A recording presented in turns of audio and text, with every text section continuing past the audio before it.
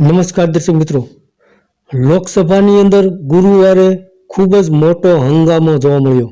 કારણ કે વિરોધ પક્ષના નેતા રાહુલ ગાંધીએ ભારતીય જનતા પાર્ટીના સાંસદ અને તમામ સાંસદોને નેતાઓને લલકાર્યા હતા કે આવી જાઓ, અમે તમારી સામે દરેક વિષય ઉપર લડવા માટે તૈયાર છીએ.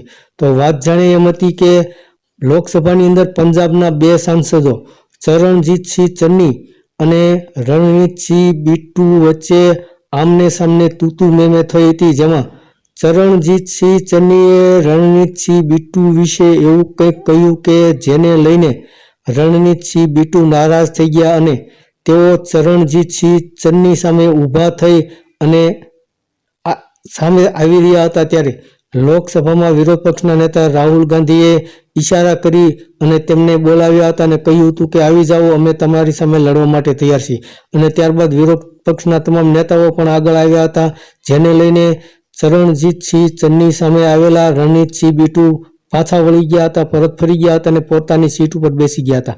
જેને કારણે હાલમાં લોકસભાની અંદર ખૂબ જ મોટો હંગામો જોવા મળ્યો હતો. તો રાહુલ ગાંધીએ લોકસભાની અંદર રણજીતસિંહ બિટ્ટુ અને ભારતીય જનતા પાર્ટીના તમામ નેતાઓને પણ લલકાર્યા હતા કે આવી જાઓ, અમે તમારી સામે દરેક વિષય ઉપર લડવા માટે તૈયાર છીએ. ધન્યવાદ દર્શક મિત્રો.